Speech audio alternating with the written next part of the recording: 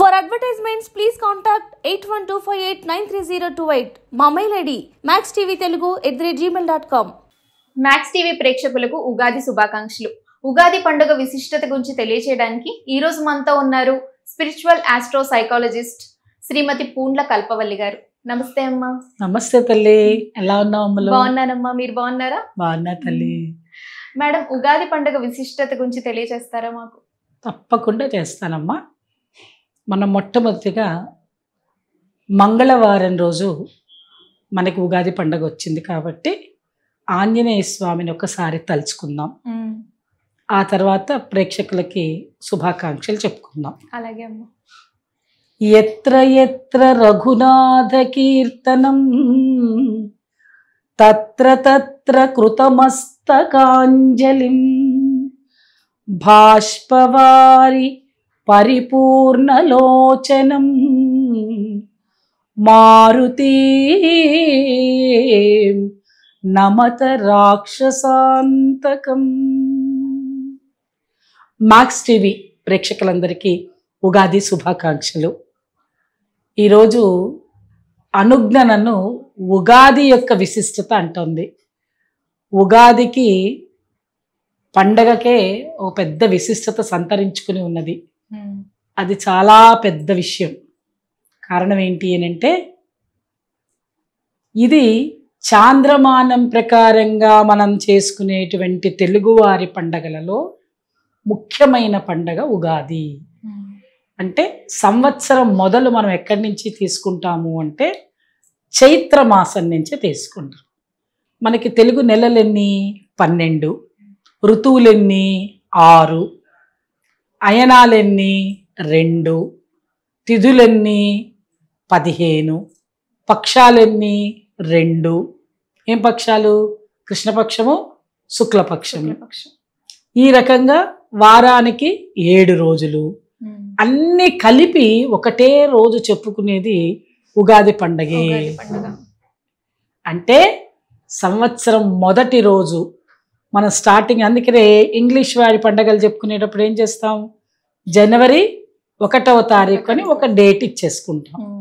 అదే రకంగా అక్కడ డేట్ చెప్తాము, ఇక్కడేమో తిథులు చెప్తాము. మరి తిథి ఎలా వచ్చింది, డేట్ ఎలా వచ్చిందంటే గ్రెగేరియన్ వాడు కనుక్కొని వాడేదో రాశాడు కాబట్టి డేట్ వచ్చింది. అంటే సంఖ్యాశాస్త్రం వచ్చినప్పటి నుంచి డేట్లు అంటే నెంబర్లు వచ్చాయి కాబట్టి దాన్ని అనుసరిస్తున్నాం. మరి ఇప్పుడు మనం చెప్పేది చంద్రుడు అనేవాడు ఎక్కడున్నాడు? ఖగోళంలో కనిపిస్తాడుగా. నీకు కనిపిస్తాడు, వాడికి కనిపిస్తాడు, నాకు కనిపిస్తాడు, అందరికీ కనిపిస్తాడు. మరి ప్రత్యక్ష దైవాలని అనుసరించి చేసుకుంటున్నాం మనం తెలుగువారి పండగలు.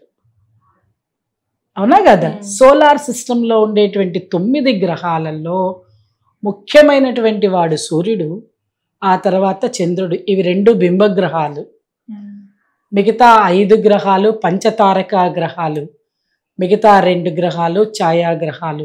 మొత్తం 9 గ్రహాలు. ఈ 9 గ్రహాల చుట్టూనే మానవుని యొక్క జీవితం తిరుగుతూ ఉంటుంది. మానవుని జీవితం తిరగడానికి కారణం అదే. అందు గురించి ఉగాది పండగ కోసం మనం అందరం వెయిట్ చేస్తుంటాం, ఎప్పుడెప్పుడు వస్తుంది ఉగాది. కారణం ఏంటి?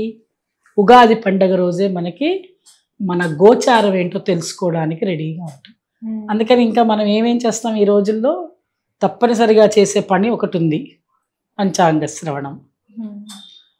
అంటే ఉగాది పండగ కోసం మనం అందరం కూడా మొట్టమొదటి సంవత్సరం మొదటి రోజు చేసుకునే పండగ. మరి దీన్ని ఎలా చేసుకోవాలి, ఏమిటి దీని విశిష్టత అంటే, ఎలా చేసుకోవాలో తెలుసుకుంటే విశిష్టత ఆటోమేటిక్గా వచ్చేస్తుంది నీకు. ఎలాగా అంటే, సూర్యోదయానికంటే ముందే నిద్రలేచి, ఇంటిల్లి పాది సూర్యోదయానికంటే ముందే నిద్ర లేవాలి. సూర్యోదయం అయిపోయిన తర్వాత స్నానాలు చేయకూడదు, అభ్యంగన స్నానం చేయాలి. అభ్యంగనం అంటే చక్కగా నువ్వుల నూనె తీసుకుని మాడుకి తల మీద బాగా అంటుకుని ఒళ్ళంతా నూనె రాసుకుని, దాని తర్వాత మనం సున్నిపిండి తీసుకుని ఒళ్ళుకి శుభ్రంగా మసాజ్ చేసేసి నలుగు పెట్టి పోసుకునేటువంటిది. ఇది అభ్యంగన స్నానం. ఎందుకు చేయాలమ్మా ఇది? ఈ స్పెషల్ ఈ పండగ అంటే స్పెషలే. శిశిర ఋతువు వరకు మన శరీరం ఎలా ఉంటుంది అంటే ఆ కాలాన్ని అనుసరించి చలికాలం అయిపోయి హేమంత ఋతువు అయిపోయిన తర్వాత శిశిర ఋతువు తర్వాత వసంత ఋతువు. ఈ చలి అవ్వంగానే కొన్ని రోజులు శరీరం అంతా పొక్కులుగా వచ్చేస్తూ ఉంటుంది. ఆకులు ఎట్లా రాలి కింద పడుతూ ఉంటాయో, ప్రకృతిలో ఎలాంటి మార్పులు వస్తాయో మనిషి శరీరం మీద కూడా అలాంటి మార్పులే వస్తాయి. అందువల్ల మనం ఏం చేయాలి, ఆ శరీర మార్పుకి అనుగుణంగా మన స్నానాన్ని తీసుకోవాలి. దానికోసం మనం ఏం చేస్తాం, అభ్యంగన స్నానం పిల్లలకి పెద్దలకి అందరికీ సూర్యుడు వచ్చే ముందే మనం చక్కగా స్నానాలు చేస్తాం. సరే ముందు రోజే చక్కగా ఇల్లు వాకిళ్ళు కడుక్కుంటాం, వాకిట్లో మామిడి తోరణాలు కట్టుకుంటాం, చక్కగా మామిడాకులు బ్రహ్మాండంగా ఉంటాయి. అది మామిడి తోరణాలు ముందు రోజు కట్టుకోవాలంటారా లేదా ఉగాది రోజు కట్టుకోవాలంటారు?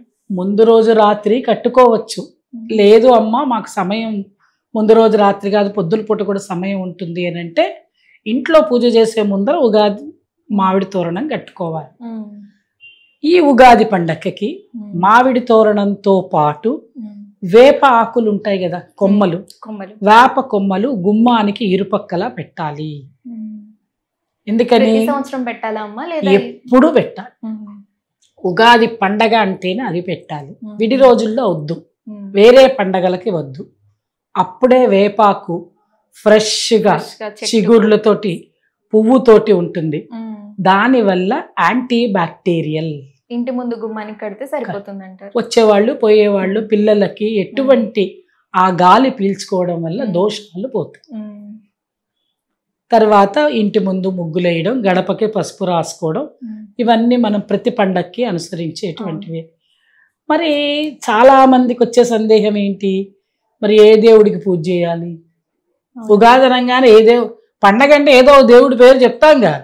దీపావళి అంటే లక్ష్మీదేవని, వినాయక చవితి అంటే వినాయకుడిని పెట్టండి, ఇలా ఏదో ఒకటి చెప్తాం. కానీ ఉగాదికి ఏ దేవుడు దేవుడిని ఆరాధించాలి, కాలాన్ని అనుసరించాలి. మరి కాల గమనాన్ని అనుసరించేటప్పుడు మనం ఇంకా ఎవరిని అనుసరిస్తాము? హరిస్వరూపము విష్ణు స్వరూపాన్ని, ఆ విష్ణు స్వరూపాన్ని ఆచరించాలి, అనుసరించాలి, చూడాలి. భగవంతుడిని ధ్యానం చేయాలి అంటే భగవంతుడు సర్వాంతర్యామి, చెట్టులో పుట్టలో అన్నిట్లో ఉన్నటువంటి వాడు. అటువంటి కాలస్వరూపమైనటువంటి విష్ణు స్వరూపము శ్రీరామచంద్రుడు. ఎందుకని మన అందరికీ అత్యంత ఇష్టమైన దైవం ఎవరు అంటే రాముడే. ఎందుకని? రాముడు మానవ రూపంలో వచ్చినటువంటి భగవంతుడు. ఆ శ్రీరామచంద్రుడి యొక్క వైభవం అంతా చైత్రమాసంలోనే. ఎందుకంటే ఆయన అవతరించింది శ్రీరామనవమి రోజే. అందుకని ఆయన అవతరించే ముందు 9 రోజులు చక్కగా మనం చైత్రమాస విశిష్టత తెలుసుకుని ఉగాది రోజు మొదలు పెట్టుకోవాలి.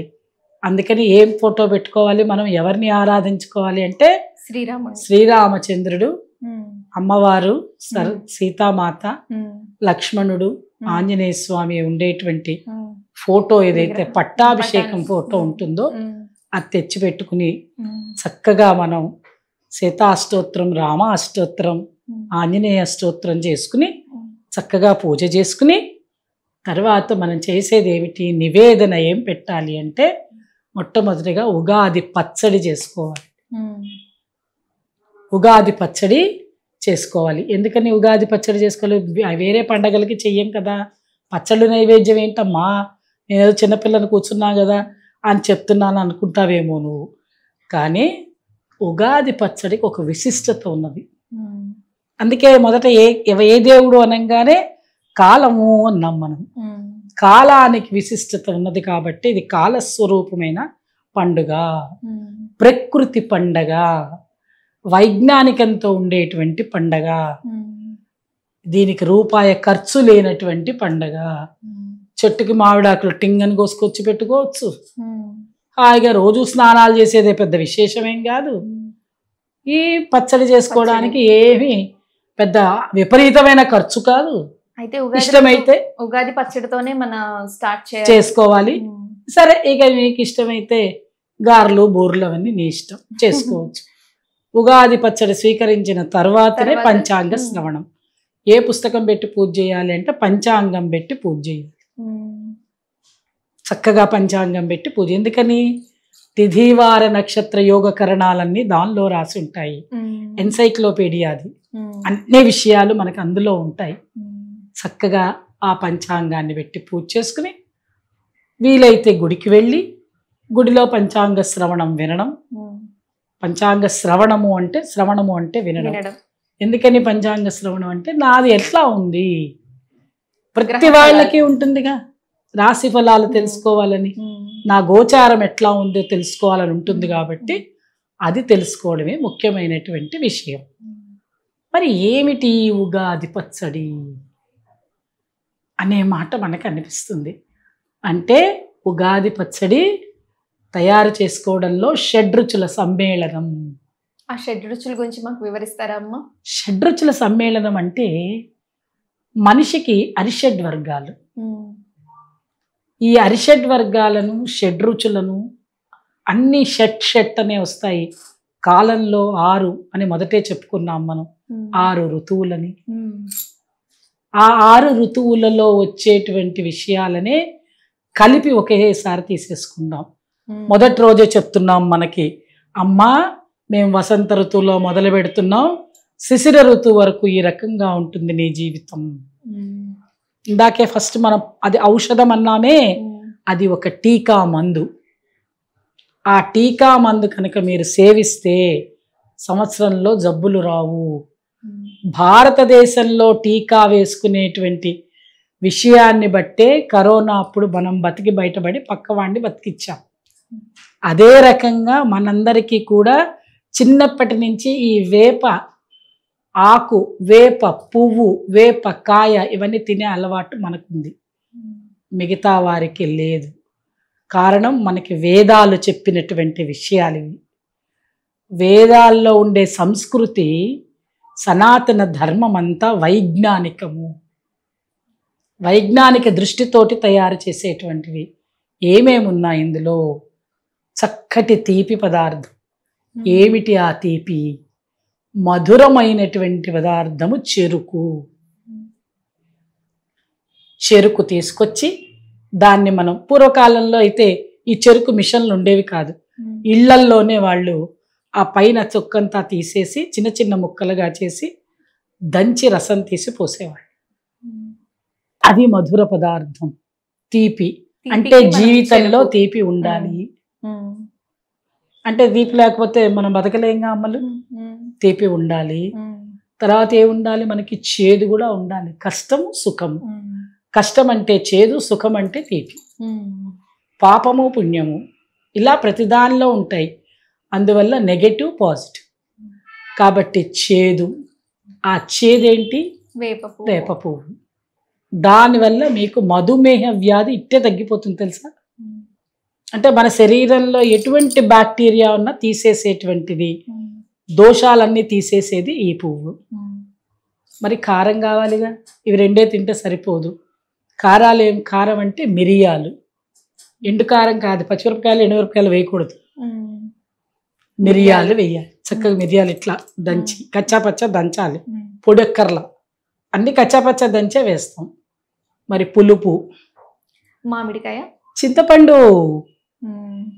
మామిడికాయ అప్పుడే పులుపు వచ్చే మామిడికాయ తెచ్చుకో, మామిడి పిందె తెస్తాం, అది వగరు. మా పులుపు దేంతో? కొత్త చింతపండు వచ్చాయిగా చింతకాయలు. భగవంతుడు సృష్టిలో అమ్మలు ఒక్కొక్క దానికి ఒక్కొక్క రుచి ఉంటుంది. చింతపండు పులిపే, మామిడికాయ పులిపే. ఆ పులుపు వేరు, ఈ పులుపు వేరు. నువ్వు చింతపండు పులిహార చేయి వేరేగా ఉంటుంది, మామిడికాయ పులిహార చేయి వేరేగా ఉంటుంది, నిమ్మకాయ పులిహార ఇంకో. మరి పేరుకి మాత్రం పులిపే. భగవంతుడు ఒక్కటే, రూపాలు అనేకము. అదే ఇది. అందువల్ల దాని తర్వాత లవణం అంటే ఉప్పు. ఆ ఉప్పు ఉండాలి. వగరంటే మామిడికాయ. ఇలా అన్నీ సమంగా తీసుకుని చక్కగా ఒక గిన్నెలో తీసుకుని వాటిని అంతా కలిపి భగవంతుడికి నివేదన చేశాక ఒక స్పూన్ తోటి మనం తీసుకోవాలి. కానీ ఏది పడితే అది వేయకండి. ఇప్పుడు కొత్త కొత్త విద్యలు, గసగసాలు, ఇక బాదం పప్పులు, జీడిపప్పులు, ఇక మీ ఇష్టం కొబ్బరి ముక్కలు, అదిగో ఇవన్నీ ఏమి లేవు. పండు ముక్కలు వేస్తున్నారు, కొబ్బరి మీ ముక్కలు ఇష్టం అన్ని ఏది పడితే అది, ఏది రుచి అని రుచి కోసం చేసుకునేది కాదమ్మా ఇది. ఇది ఒక ఔషధం. ఇవి మాత్రమే చేసి, ఇంకా వీలైతే కుండలో అంటే ఆ మట్టి రియాక్షన్ మంచిది, చక్కగా అది చేసి దాన్ని మనం భగవంతుడికి నివేదన, ఏదైనా గుర్తుపెట్టుకోండి, ఏది మనం తినాలనుకున్నా భగవంతుడికి ఫస్ట్ నివేదన చేయండి. లేదండి మేము స్నానం చేయలేదు, లేదంటే మేము బయట తిరిగి వచ్చాము, మేము అది వండుకున్నాం ఇది వండుకున్నాం, అట్లా కాదు. మీరు ఏది వండుతున్నా ఫస్ట్ తినకుండా మీరు భగవంతుడికి చూపించి, మీ ఇష్ట దైవాన్ని అనుకోండి, కృష్ణార్పణం వస్తానండి, రామార్పణం వస్తానండి, ఇంకో అర్పణం వస్తానండి, ఏమి ఇబ్బంది లేదు. కానీ భగవంతుడికి పెడితే అది ప్రసాదం అవుతుంది. చక్కగా దాన్ని తీసుకుని చేతిలో వేసుకుని సేవించి, చేతిలోనే వేసుకో, గిన్నెల్లో తినకూడదు, చేతిలో తినాలి. ఈ రియాక్షన్ వేరే ఉంటుంది, అమృతతత్వం ఉంటుంది ఇక్కడ. ఇలా చేసి మనం చక్కగా పంచాంగ శ్రవణం విని హాయిగా ఉండడమే ఉగాది యొక్క విశిష్టత. అమ్మ, క్రోధినామ సంవత్సరం ఈ ఉగాది, ఈ క్రోధినామ సంవత్సరం అర్థం ఏంటమ్మా? క్రోధినామ సంవత్సరము అంటే క్రోధము అంటే కోపము. ఒక్కొక్క దానికి ఒక్కొక్క విధానం ఉంటుంది. తెలుగు సంవత్సరాల పేర్లలో శుభకృతు, శోభకృతు, అందమైనది అని అర్థం. ఇవన్నీ అమరకోశ అర్థాలు. అంటే క్రోధినామ సంవత్సరం అంటే ఈ సంవత్సరం కొంచెం ఏం లేదు. కోపము అంటే అర్థం ఏమిటి అంటే, కోపాలు ఏ రకంగా అయినా రావచ్చు. చిన్నపిల్లల మీద వచ్చే కోపం, పెద్దవాళ్ళ మీద వచ్చే కోపం, మనుషుల మీద వచ్చే కోపం, ప్రకృతి మీద వచ్చే కోపం, ఇలా రకరకాల కోపం అనేది ఉంటుంది. కోపం అంటే ఒక విధమైనటువంటి నెగటివ్ ఫీలింగ్. అంటే ఈ సంవత్సరం తెలుగు ప్రజలు ప్రశాంతంగా ఉండరంటారా ఈ క్రోధినామ సంవత్సరం? ఎప్పుడు ప్రజలు సుఖంగా ఉండాలనే పాలకులు కోరుకోవాలి. అంటే అర్థం ఏంటి? పాలకులు ఎప్పుడు ప్రశాంతత్వం కోరుకుంటూ ఉంటేనే ప్రజల్ని చక్కగా రక్షించగలుగుతారు. కానీ వారి మధ్యలోనే విభేదాలు వచ్చే సూచనలు ఉన్నప్పుడు, ఇప్పుడు ఆల్రెడీ ఒకసారి ఒక ఎలక్షన్, ఇంకోసారి ఇంకో ఎలక్షన్ కూడా వస్తుంది. అంటే మే, జూన్ వరకు మన ప్రశాంతత లోపిస్తూనే ఉందిగా. వాళ్ళకి టెన్షన్, మనకి టెన్షన్. కానీ భగవంతుడు చూసుకుంటాడు. అందువల్ల మనం ఏం చేయాలి? భగవంతుడిని ఆరాధన చేయాలి. వారు చేయాలి, మనము చేయాలి. చక్కగా మంగళవారం రోజు వచ్చింది కాబట్టి, కుజుడు దీనికి రాజు అయ్యాడు కాబట్టి, భయపడిపోయి భయభ్రాంతులు చెందకుండా, క్రోధీనామ సంవత్సరం అంటేనే కోపము అనుకుని మరింత కోపాన్ని పెంచుకోకుండా ఉన్న కోపాన్ని తగ్గించుకోవాలి. మన కోపం వస్తుంది, రాకుండా ఉండదు. అమ్మ పిల్లల మీద పడే కోపం ఏంటి? ప్రేమతో కోప్పడుతుంది. మనసులో ఉండే క్రోధంతో చెయ్యదు. కోపముతో పాటు ఇంకొక పదం వాడతాం, తాపము. తాపం శరీరానికి, ఆ శరీరానికి తాపం కసకసలాడిపోతాం మనం. అలాంటప్పుడు మనకు వచ్చే కోపాలు శారీరక మానసిక రుగ్మతలతోటి బాధపడి వచ్చే కోపాల వల్ల అనర్థాలు జరుగుతాయి. అందువల్ల అటువంటి అనర్థాలు జరగకుండా మనం ఏం చెయ్యాలి అంటే, కోపం వస్తుంది, కోపం వచ్చే సూచనలు ఉన్నాయి అంటే మనకి నచ్చని విషయాలు జరుగుతాయి అని అనుకున్నప్పుడు, ఆ నచ్చని దాన్ని నచ్చే విధంగా చేసుకోవాలి. జరుగుతుంది, ఇట్ ఈస్ అ సర్టన్ అయినప్పుడు ఆ సర్టన్ని మనం మంచిగా మలుచుకోవాలి.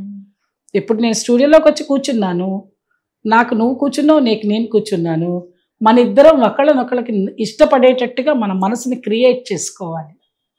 లేకపోతే నువ్వు ఎవరితోటి చెయ్యలేవు ఇంటర్వ్యూ, నేను ఎవరితో చెప్పలేను. నాకు ఇవే నచ్చాలి, వాళ్ళే నచ్చకూడదు అనే మాట ఉండకూడదు. రానంత వరకే, బయట వచ్చిన తర్వాత మనకి మనం అన్వయించుకో. అప్పుడు ఎటువంటి క్రోధీనామ సంవత్సరం ఉన్నా ఇబ్బంది లేకుండా వెళ్ళిపోతుంది. అందువల్ల ఒక్క పేరుతోటి ఏం కాదమ్మా, కొంచెం ఆ పదం అలా అనిపిస్తుంది. అష్టమి అంటే కష్టము అని, అమావాస్య అంటే నిషీధము అని, అలా ఉంటే మనకి ఏదో జరుగుతుందనే నానుడులు మనం వింటాం. కాబట్టి అలా కాకుండా చక్కగా మనము ఇలాంటి మాటలు మనం వింటున్నా కూడా మనం నిలబడగలిగే శక్తి మనలో రావాలి. అప్పుడేమవుతుంది, ప్రపంచమంతా సంతోషంగా ఉంటుంది. దీనికి మూలం ధ్యానమే. మనం ధ్యాన స్థితిలోకి వెళ్ళే ప్రయత్నం మీరు చేయండి. ఎంత బాగా మెడిటేషన్ పవర్ తయారు చేసుకుంటామో, ఎంత కోపాన్నైనా హాహాహా అనేస్తాం. పెద్ద పాము పోతున్నప్పుడు భయపడం. అదే మనకి ఆ శక్తి లేకపోతే బల్లిగా అది కాక్రోచ్ ఉన్నా భయపడతాం. అంటే మనసు బలహీనమైపోతుంది. అందుకని క్రోధీనామ సంవత్సరంలో చండీ యాగాలు, హనుమాన్ చాలీస పారాయణలు, నిత్యము భగవంతుడి ఆరాధన మరింత పెంచుకున్నట్టయితే అందరూ అన్ని రాసుల వారు చక్కగా ఆనందంగా ఉండగలుగుతారు. ఇదే మన మ్యాక్స్ టీవీ ప్రేక్షకులకి మనం ఇచ్చేటువంటి ఉగాది సందేశము. ఉగాది పండుగ విశిష్టత గురించి, అలాగే ఉగాది పండుగ షడ్రుచుల గురించి చాలా చక్కగా వివరించారమ్మా. ధన్యవాదాలు. నమస్తే అమ్మ.